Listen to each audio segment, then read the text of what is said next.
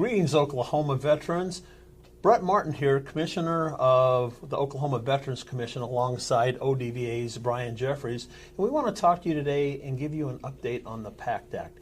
Brian, can you share with our veterans out there where we stand today with the PACT Act and any changes that you see on the horizons? Absolutely. So since the institution of the PACT Act, the VA and ODVA have partnered together, and we have been pushing clinics throughout the state of Oklahoma. For the past 2 years, we've conducted 60-plus clinics around the state to help veterans get enrolled and get started with the PACT Act.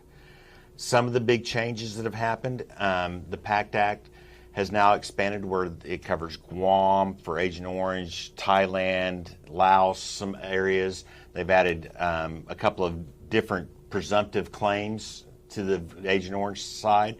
On the Desert Storm and Ford for the burn pits, they've added different areas to the PACT Act situation where you've got Afghanistan and that part of the Middle East that are covered now. It covers multiple cancers and other related incidents that can be screened. There are some pending legislations that we're waiting to see come down where they're going to expand to even where the United States may be covered for some of the Agent Orange topics. Fantastic. Is the timeline changed any on the PACT Act? I think that's probably one of the biggest misnomers we've had, Brett. People think that if you had to have everything turned in by 1 August of 23 or then a December of 23. You can always file a PACT Act claim. PACT Act does not have a time limit on when you can file. Those time limits were set up to be where it could be back paid.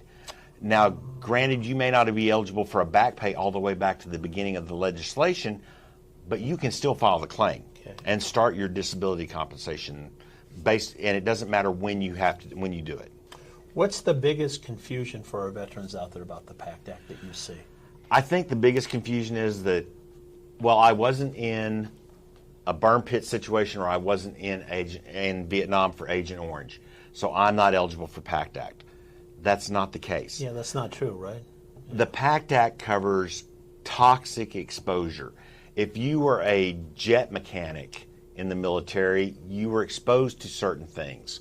That's what the VA is trying to figure out. They're trying to figure out what your toxic exposure was.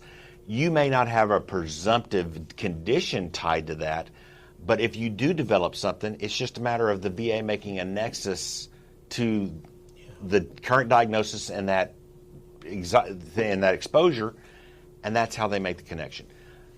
It's not just those two groups of people. It's everybody that was in the service. What was your toxic exposure? You are eligible for PACT Act benefits.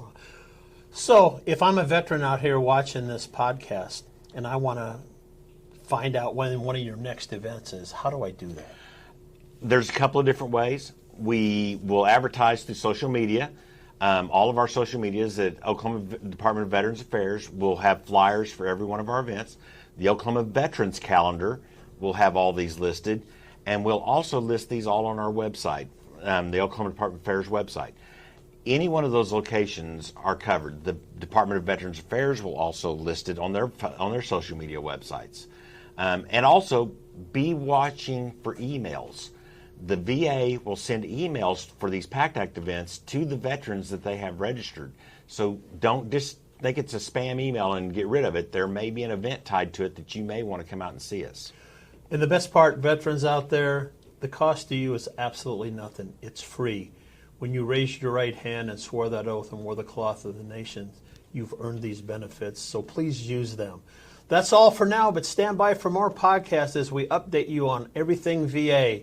Until the next time we see you, for God, country, and service, take care. Take care.